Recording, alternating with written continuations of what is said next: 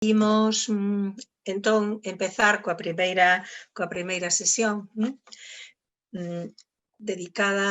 titulada, en castellano, El trabajo de los archiveros especialistas. Antes de presentaros al primer ponente, quiero ser muy rápida, pero quiero informaros que iremos contestando, iremos tratando de concentrando las preguntas y lo que queráis comentar al final de todas las intervenciones para que todos podamos participar y abrir un debate colectivo. Por lo tanto, si vais teniendo preguntas o os van sugiriendo comentarios o os van surgiendo cosas que tengáis que decir, por favor, idlas pasando a través del chat para que se puedan pasar a los ponentes, ¿de acuerdo? Bien, entonces pasamos directamente a presentar a las personas que están hoy con nosotros, que son Juan José Generelo Lanaspa, archivero, doña Rita Luis Sampaio da Novoa, arquivista, y doña Susana Muriel Ortiz, archivera. El primero tomará la palabra es Juan José Generelo. Actualmente es el director del Archivo Histórico Provincial de Huesca y haremos un muy breve recorrido por su dilatada experiencia y una carrera profesional que empezó como miembro del Cuerpo Facultativo de Archiveros del Estado ya desde 1990 y se desarrolló en muchos archivos públicos como el de la Administración Civil del Estado o los históricos provinciales de Burgos, de Ciudad Real, de Zaragoza o de Huesca, sin olvidar además su trabajo frente a la fototeca de la Diputación de Huesca o al Servicio de Investigación y Difusión del Patrimonio Cultural del Gobierno de Aragón. Su producción bibliográfica solo en colaboración va desde las publicaciones de historia de los archivos a la normalización de la descripción archivística. Queremos destacar especialmente su publicación muy temprana, en el año 2000, de la primera adaptación de las normas internacionales ISAG-G y SAR-CPF en España con el Manual de Descripción Multinivel que coeditó, del que es coautor con Carlos Travesí y José Manuel Bonal, una herramienta de uso obligado para la profesión. Ha participado en muchas iniciativas y foros, no los vamos a glosar, en el desarrollo del proyecto IGEA, en la aplicación Albalá, en la coordinación de DARA, el Sistema de Información de Archivos de Aragón, participó en la NEDA, en la Comisión de Normas de Descripción del Ministerio de Cultura, en los consejos de archivos de Castilla y León, en distintas comisiones de valoración, ha editado revistas como Tábula o como Archivamos o como Dara Novedades, que sigue editando, ha participado en las asociaciones profesionales de las que ha sido presidente, por ejemplo, de ACAL, ha ejercido la docencia, participa activamente en congresos, en jornadas, en fin, es un archivero, un profesional de reconocidísimo prestigio y larga trayectoria. El título de su ponencia será Entre los archivos familiares y la memoria personal, la experiencia del Archivo Histórico Provincial de Huesca. Te escuchamos, Juanjo, cuando quieras. Gracias, Lola. Gracias, Pedro. Gracias, Fundación Olga Gallego. La verdad es que es un placer y es una emoción poder estar aquí con vosotros, esos viejos colegas, viejos amigos, otros muchos me imagino que nuevos con los que empezaremos a tratar, a pesar de la dificultad del momento y a pesar de que son situaciones difíciles e incluso problemáticas para los que tenemos cierta edad, esto de hacer reuniones telemáticas y de esto de saber qué botón hay que apretar. Vamos a ver si podemos hacerlo con los menores errores posibles. Y sin más preámbulo, voy a intentar ya poner mi presentación. Un momentito.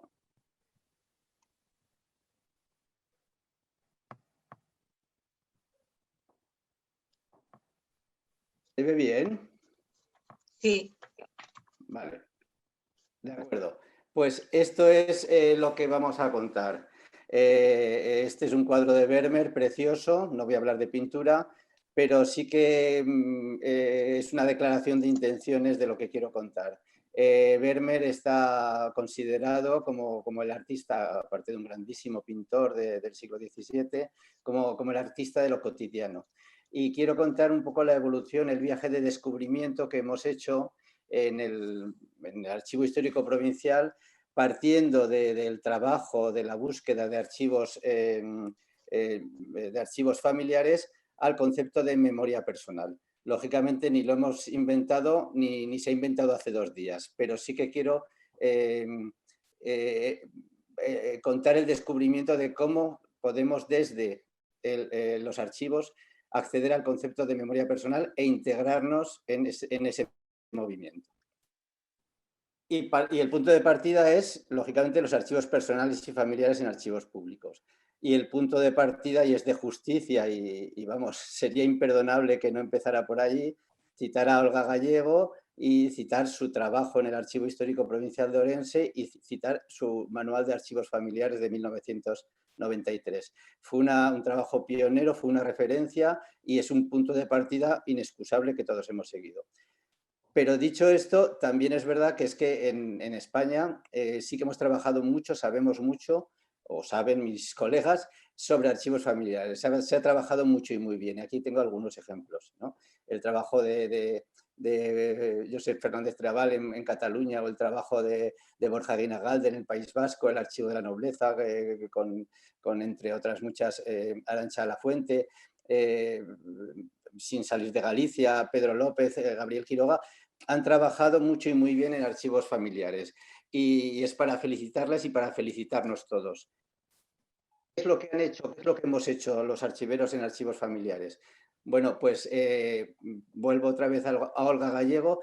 Lo primero es una sistemática de organización y de trabajo. Pues ya en este manual ya estableció un modelo de clasificación para el tipo de fondos, pues que establecía grandes grupos de documentación, grandes agrupaciones, los documentos genealógicos, heráldicos y pleitos, los documentos de carácter patrimonial, los archivos individuales que podemos diferenciar entre documentos personales y de función. Este es un modelo de organización que funciona y yo creo que está compartido. Hay muchas variantes, todos hemos introducido variantes de acuerdo con la casuística, porque los archivos familiares, como saldrá en todas las jornadas, deduzco, son muy ricos y muy variados. Pero este es el modelo de funcionamiento, ¿no? He puesto aquí un ejemplo pues, que está ligado, como decía muy bien Pedro, en muchos casos, y sobre todo en el norte de España, y por supuesto en los archivos nobiliarios, en la idea del linaje. Un archivo familiar es el que perdura a través de los tiempos porque hay un patrimonio que tenemos que conservar y que hemos heredado de nuestros padres y que tenemos que legar a nuestros hijos, ¿no? Y no hay mejor representación que los árboles genealógicos, que son tan frecuentes en archivos patrimoniales, en grandes archivos patrimoniales y sobre todo en archivos nobiliarios. Todo esto es verdad y todo esto es un triunfo de la profesión, pero voy a poner un par de problemas. Primero, todos estos archivos tienen mayoritariamente una tipología documental directamente relacionada con el carácter patrimonial. Títulos de propiedad, compraventas, procesos, censos.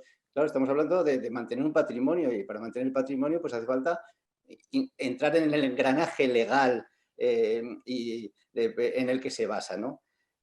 Y otro sesgo, otro problema que pueden tener es que los fondos personales que conservamos dentro o fuera de archivos familiares tienen un sesgo tradicional que es que lógicamente conservamos o procuramos conservar o nos interesamos más en los archivos de la gente importante, lógicamente, ¿no? Son documentos de alguien que ha sido un político, un empresario, una persona de éxito, ¿no? Y ahora entramos en el problema. ¿Esto es representativo de toda la sociedad? Pues no sé cómo decirlo, es representativo de mucha sociedad, pero no de toda. Se ha dicho, y se ha dicho mucho, que los archivos son la memoria del poder, de lo que el poder ha querido conservar. Y en mucha medida los archivos familiares participan también de esta lógica, ¿no?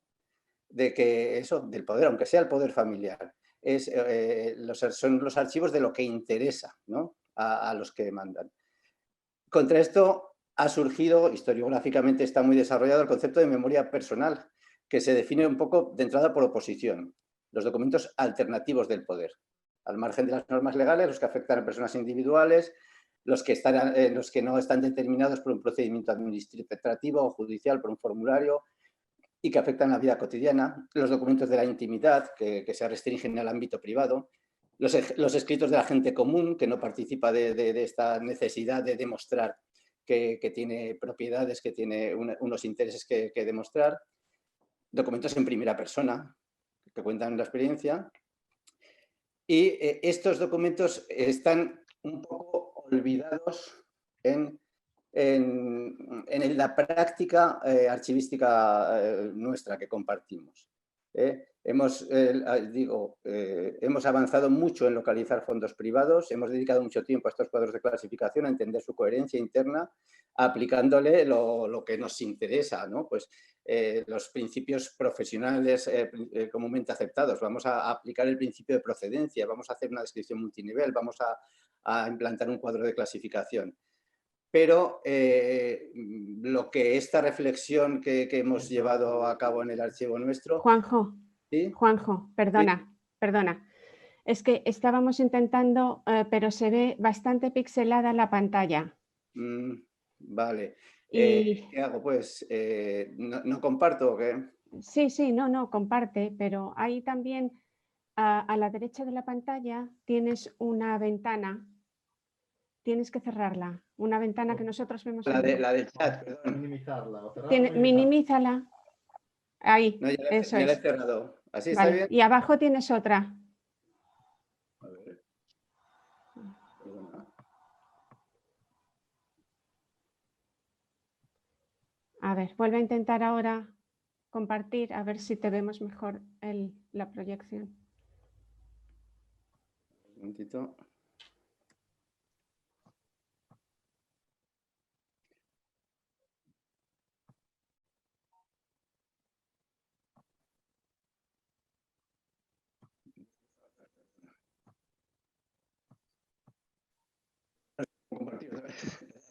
Sí, comparte otra vez a ver si ahora lo podemos ver un poquito mejor.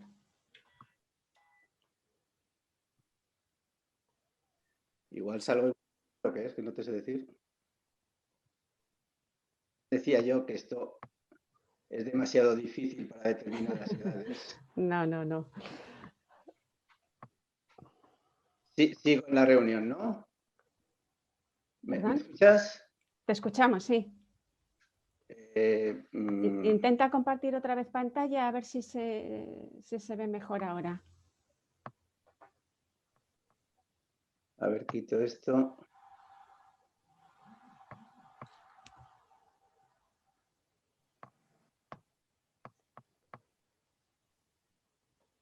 Salir del vídeo minimizado, un momentito. No es tan fácil esto. Vuelvo a intentarlo. No, perdón.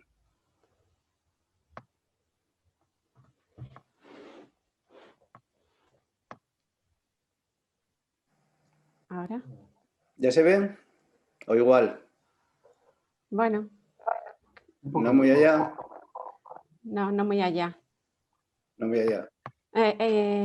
Ponlo en modo presentación para verlo un poquito más grande.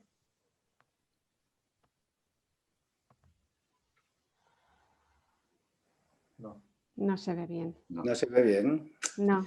Ya lo siento. Bueno, ya, pues nada, ya disfrutaremos de tu presentación cuando... Vale, pues ya lo siento porque sí que pues tenía imágenes muy bonitas, pero bueno, os las tendré que radiar, ¿no? Bueno, nada, tú sigue como si no pasara nada y nosotros también nos intentaremos hacer a la idea. Vale, de acuerdo. Bueno, lo que decía que hemos trabajado mucho en localizar fondos privados, hemos dedicado mucho esfuerzo a construir los cuadros de clasificación, pero yo creo, o lo que hemos descubierto en plan Pablo cayéndose del caballo, que no es suficiente, que tenemos que dar un paso más. Y para dar ese paso más he traído una cita que no podéis leer, pero que ya os la leo yo, un poco provocadora de nuestro compañero Alejandro Delgado, un brillante archivero, ya digo, provocador y lúcido, que nos dice: un archivo es aquello que un sistema de poder dado decide que merece la pena ser recordado. La memoria es un constructo que se reorganiza continuamente de manera no secuencial. Los archivos personales, o no siempre podemos domesticarlos con las mismas herramientas que hemos venido utilizando para los archivos organizativos, o dicho de otra forma, que nuestras herramientas son insuficientes e inadecuadas. Toma ya. Yo, para que no se me eche nadie encima, lo ha dicho primero Alejandro Delgado. creo que es un punto de reflexión importante, que nos diga eso, los archivos familiares son difíciles de domesticar, no nos entran completamente en los modelos, en el marco donde los queremos poner.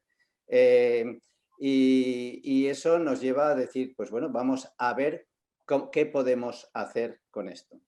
¿Se sigue viendo pixelado? No, está bien. ¿Ahora se ve bien? Ahora se ve bien, sí. Sí, está bien, sí, sí. Vale. Bueno, pues voy a intentar poner un pequeño vídeo y primero una pequeña introducción. Este es el punto de partida, este es el marco teórico, que necesitamos algo más, una teoría más a añadir para introducirnos para dar a conocer o para integrar en nuestros archivos y para difundir de nuestros archivos lo que se llama la memoria personal. Y pongo un ejemplo nuestro de una cosa que hemos hecho mal, que hicimos mal y que nos lo vinieron a decir. Y es lo que hemos llamado el extraño caso del libro de trazas de la arquitectura jacetana. Un libro pues muy bonito, estas son 3 hojas, bueno, muy bonito, muy raro, ¿no? Estas son 3 hojas del libro en cuestión, que fue adquirido por el Gobierno de Aragón, que ingresó en el Archivo Histórico Provincial de Huesca y que dijimos, muy bien, ¿qué es esto? Pues no teníamos ni idea, ¿eh? Hasta que llegó, y ahora cruzamos los dedos, hasta que llegó una investigadora, una usuaria, que nos dijo esto, si lo vimos bien.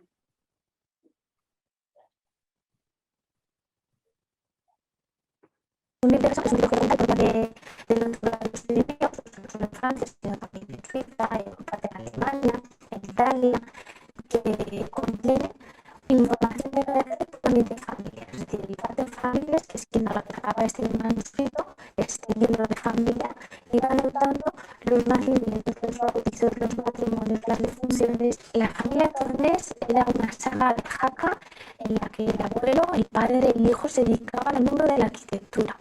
También se han localizado tornés dedicados al mundo de la escultura, notarios, médicos, pero fundamentalmente los datos que recogen estos manuscritos se dedican a los tornés del mundo de la arquitectura. Lo interesante de la familia Tornés es que se han conservado 2 manuscritos que son interesantísimos porque son excepcionales al albergar 2 tipologías documentales en un mismo manuscrito, porque contienen elementos propios de los libros de Resort y elementos propios de un tacuino italiano. Un tacuino es una libreta de apuntes que normalmente estará en el taller, que corresponde principalmente a artistas, arquitectos o escultores que recogen en sus folios las ideas, los bocetos, las trazas de obras que se van a desarrollar. Lo importante de los folios de la familia Tornés es que no solo recogen plantas, trazas alzados, sino que en muchas ocasiones vuelcan sentimientos personales alrededor de estas trazas. Nos va a encontrar una traza de Ciudadela rarísima, por cierto, en su trazado y alrededor poesías que narran en ese momento el desamor, la infidelidad, el desasosiego, las pasiones, es decir, que mezclan elementos profesionales con elementos íntimos y sumamente personales. Pues mirad, ¿se ha oído bien? No. ¿No se ha oído nada? Juanjo, por favor, no sé si me oyes. Yo sí que te oigo, sí. La investigadora muy guapa y muy agradable, pero no se entendió prácticamente nada de lo que dice, lo que dijo. Vaya. Por favor, haznos un pequeño resumen. Vaya. O si tienes un enlace, Juanjo, si tienes un enlace a ese vídeo, si nos lo mandas, intentamos acceder cada uno. Vale, no, os lo resumo y de todas formas está colgado en YouTube, ya daré la referencia, sí. Gracias. A ver, nos dijo que los libros estos de la familia Tornés, que decíamos, ¿y esto qué es? Pues son livres de raison, libros de razón, una tipología documental muy habitual al otro lado de los Pirineos y que son pues una de las bases de cómo se ha construido la historia de la vida privada en Francia y en otros muchos países, ¿no? del norte de Europa, y nosotros sin enterarnos que teníamos libros de razón, ¿no? Traducido, ¿no? ¿Qué pasa? Que miramos, por ejemplo, y ya te digo, es un poco el entusiasmo del converso, que dices, anda, y esto, pues voy a investigar, pues resulta que es súper conocido. Miramos un clásico donde los haya, la historia de la vida privada de Diby, de Georges Diby y de Philippe Aguet, que eso es un clásico indiscutible, y una de las primeras cosas que te dice hablar de la escritura de la Edad Moderna, te dice: los libros de razón, los libros de cuentas, los dietarios y las memorias son la base de la vida, para el estudio de la vida privada. Y nosotros sin saberlo, y digo, ¿y esto qué pasa? ¿No lo tenemos? Pues ese es el descubrimiento, que sí que lo tenemos y no nos hemos dado cuenta que los tenemos o no los hemos difundido lo suficiente. Entonces empezamos a buscar entre nuestros fondos y resulta que tenemos libros de razón, pues ya hemos contabilizado 4 y aquí tenemos algunos. La terminología libro de razón no se usa mucho, pero se usa libro de memoria, libro de familia, libro del regimiento de la casa de Domingo Guillén. Pues resulta que los teníamos camuflados convenientemente en nuestros rígidos cuadros de clasificación, ¿no? Por ejemplo, el libro de regimiento había ingresado con protocolos notariales, pues lo teníamos como si fuera un protocolo, por ejemplo, ¿no? Con diarios y dietarios, pues os digo lo mismo, pues sí que tenemos, pero resulta que tenemos muchísimos, pero camuflados, ¿eh? Y camuflados o que están empezando a entrar con el proyecto de los papeles de la casa. Tenemos, por ejemplo, este señor de abajo, de la foto. ¿Se ve la foto bien o no? ¿Un señor con barba? Sí, se ve, sí. ¿Se ve? Bueno, pues este señor... Vamos, yo la veo. Es un señor, un noble afincado entre Huesca y Zaragoza, que se dedicó compulsivamente toda su vida a escribir diarios. Toda su vida quiere decir 40 tomos de diarios, contando con detalle absolutamente todo lo que hacía, desde que se levantaba hasta que se acostaba. Pues bueno, pues eso está en nuestro archivo. Tenemos a la derecha una libreta de un señor que le tocó hacer la mili con tan mala suerte que le tocó la tercera guerra carlista en pleno.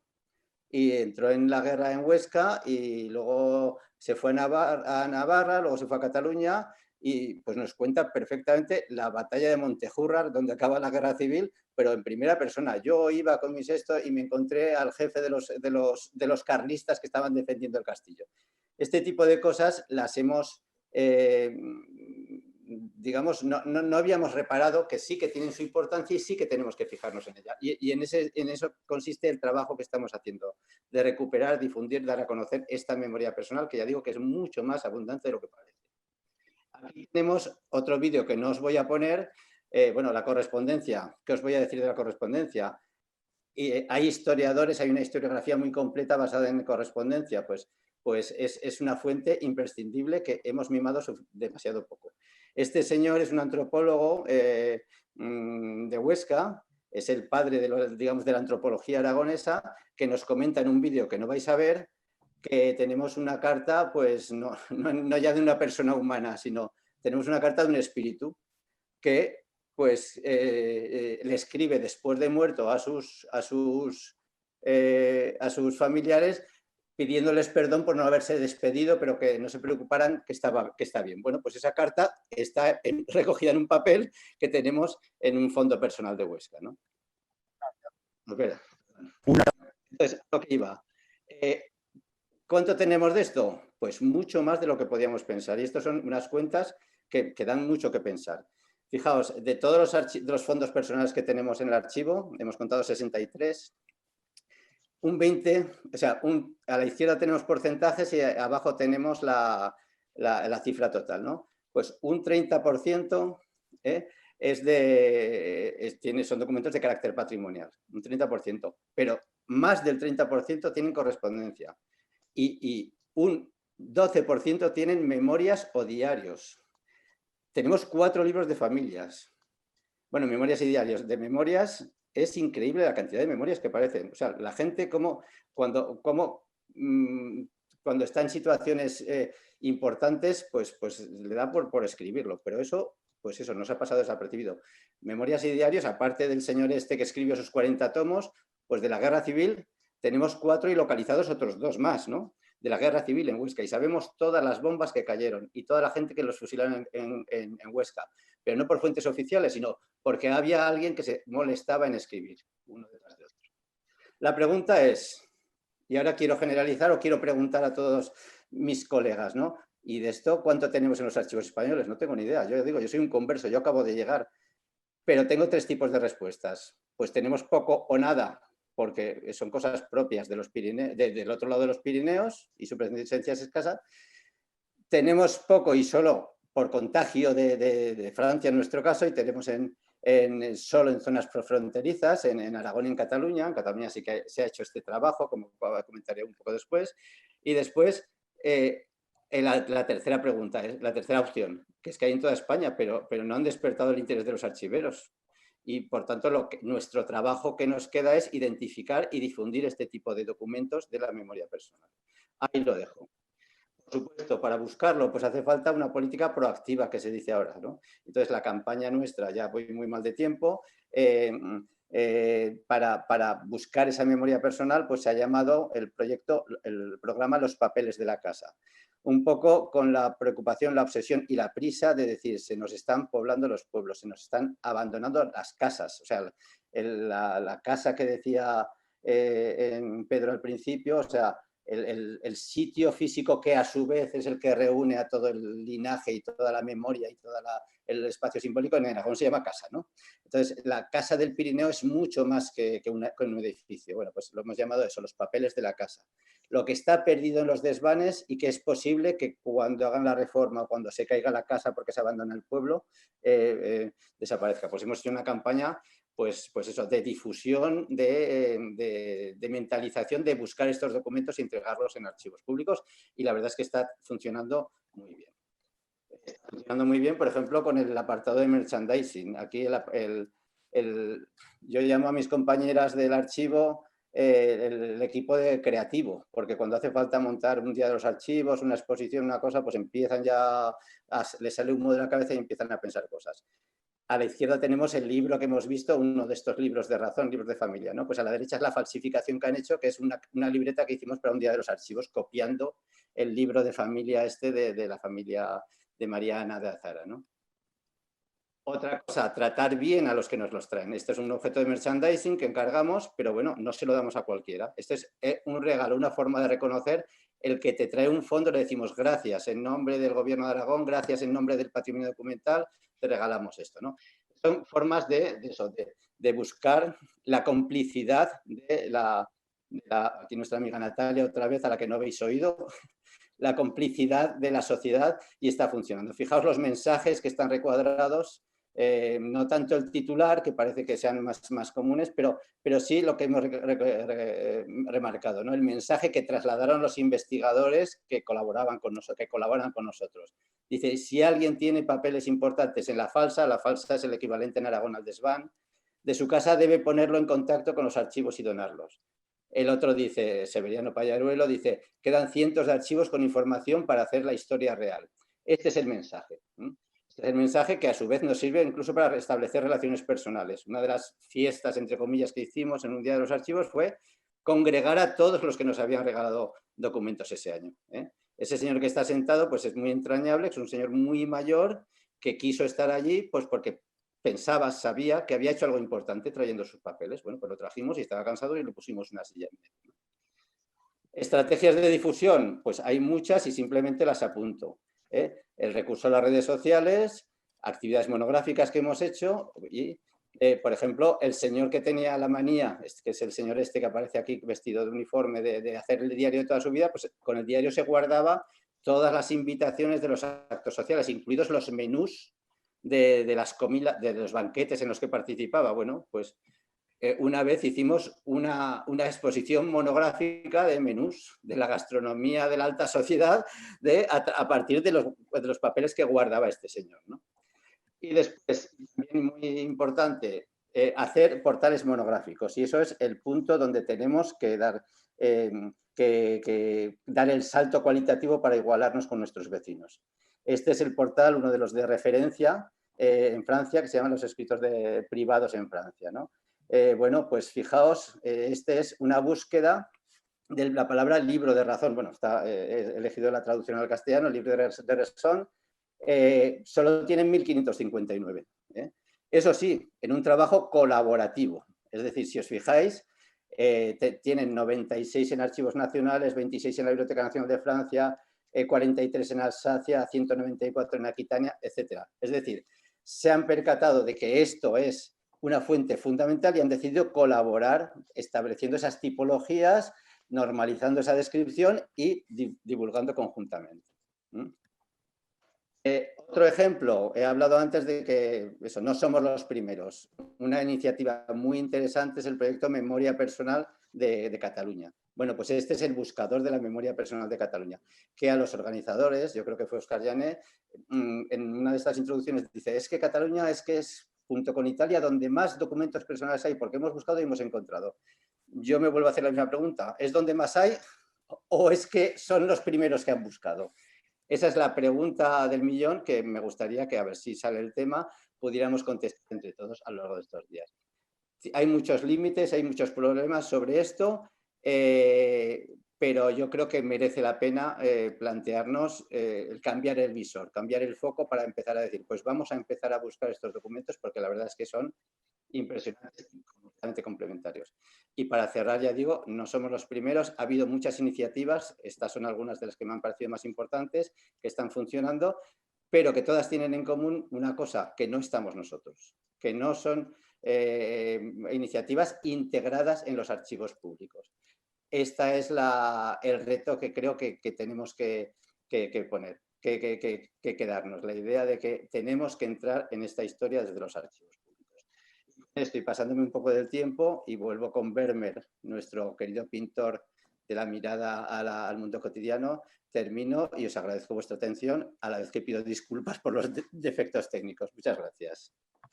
Muchas gracias, Juanjo. Muchas gracias a ti. Muy interesante, especialmente todo este tema de la acogida en los archivos públicos de la documentación, de la memoria de los otros, especialmente de los que no tienen la oportunidad directa de ser recordados. A ver si hablamos después de ello.